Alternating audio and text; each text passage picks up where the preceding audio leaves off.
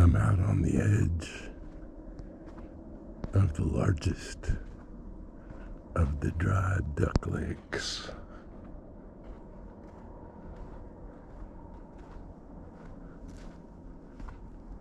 Still far too close to the interstate hiss for my general taste and specific mood.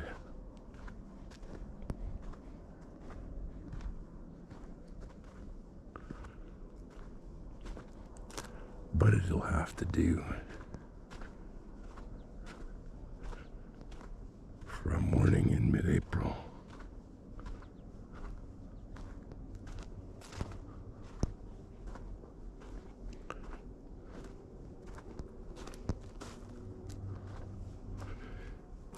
The most salient fact about where I am in the broader sense is that I haven't had anything to eat in over 80 hours now.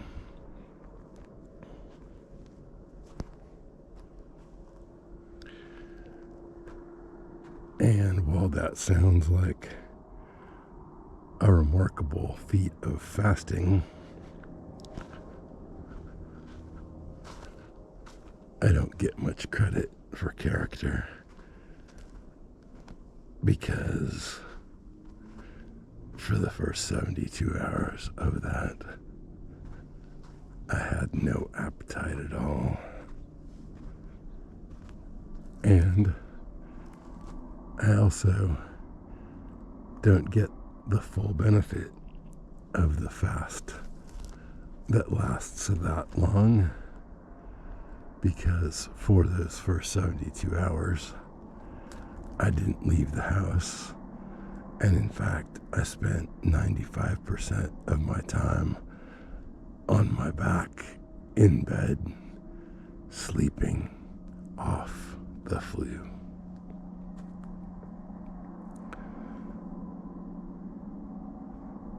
So I didn't move like I should. And so I didn't get the, like I say, the full benefit of a fast that long. But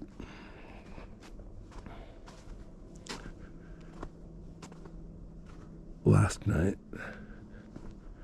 after 3 full days of fasting, I was feeling better, and I, in fact, was feeling too good to sleep.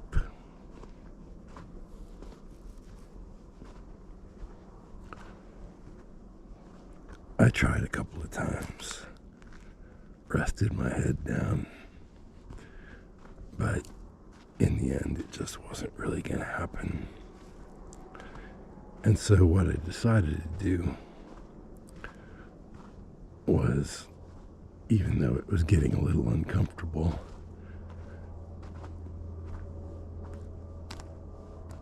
to keep starving myself, I decided that I was not only going to give it one more day to get to that 96-hour mark, but I was also gonna make up for my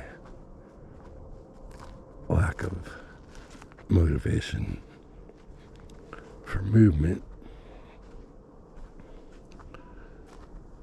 and I was going to go on a long walk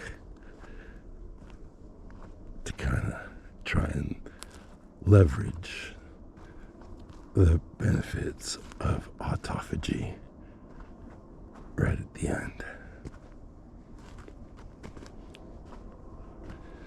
So, even though it was still full dark on a well moonlit night, I dressed in a couple of sweaters and I hit the trail straight from the front door.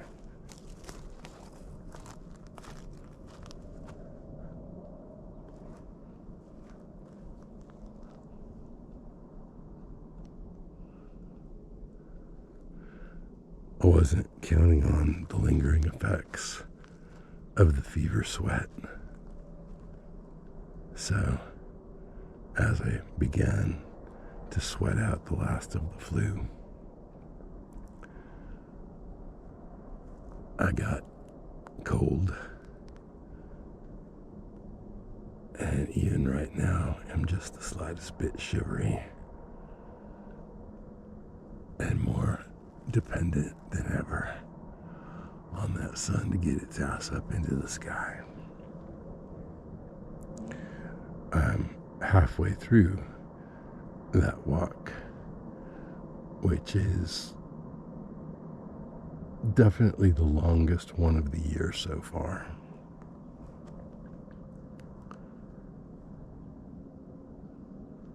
And I'm quite looking forward to being back home in my cozy little ranch.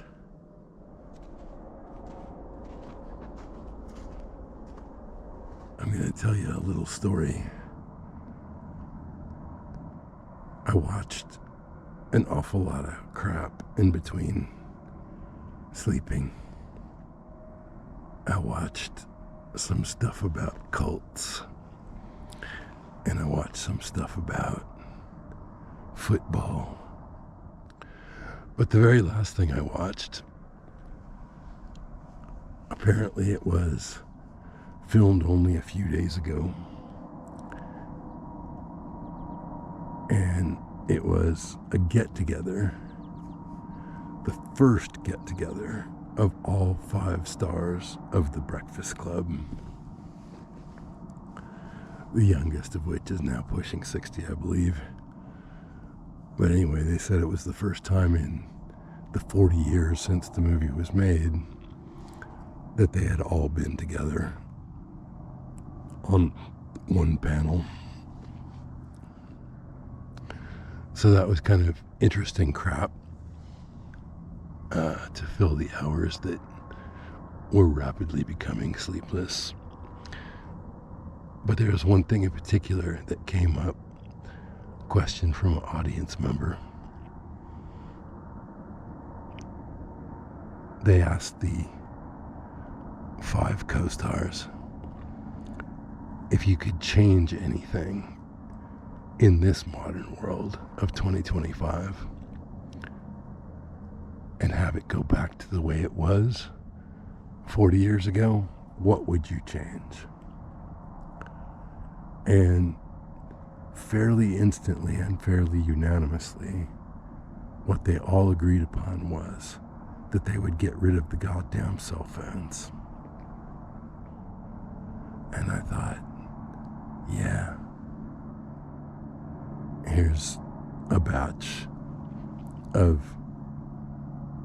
arguably creative, intelligent, funny people that still have some sense of life left in them.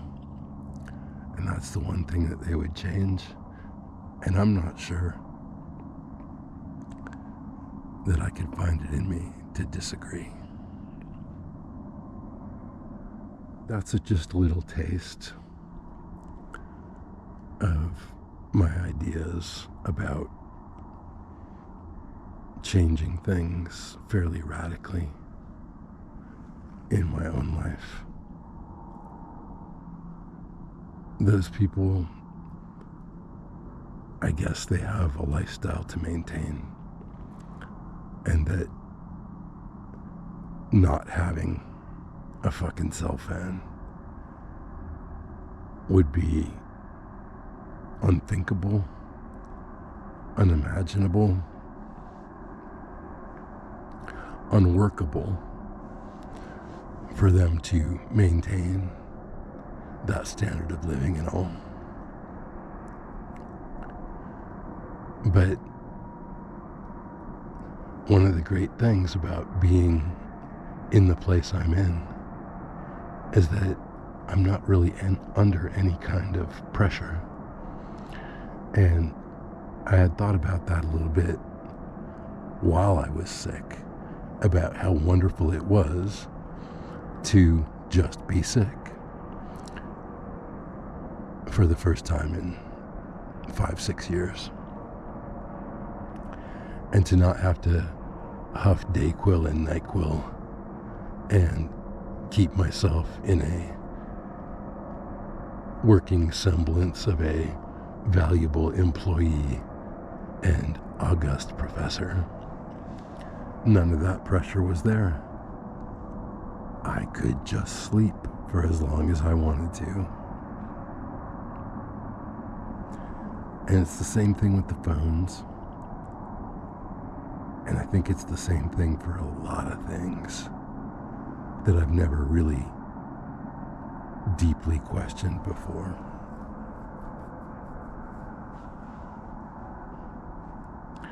We have the example of Robin Greenfield.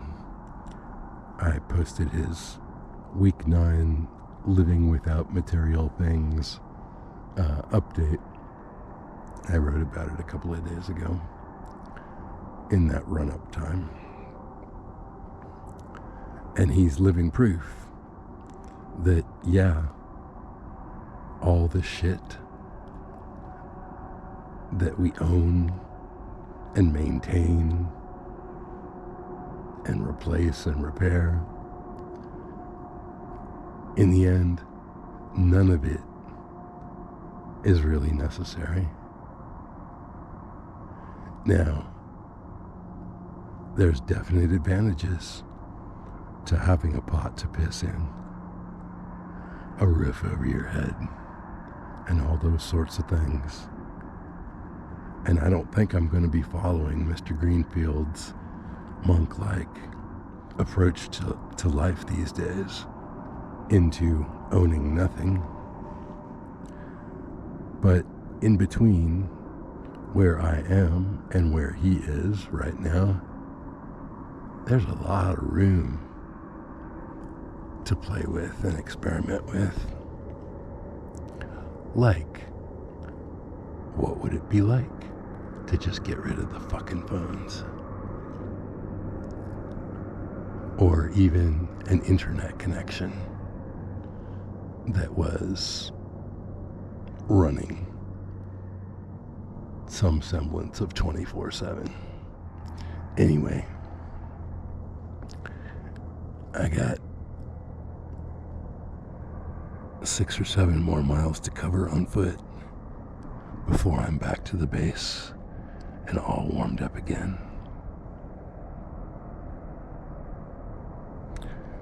But I'm glad for everything that's happened.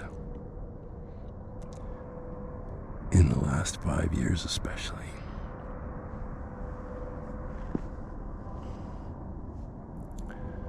Up to and including catching the flu.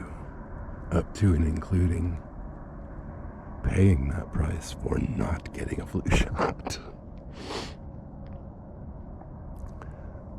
That was all the right way to live. And it still is. And I just want to keep going down that road. You know?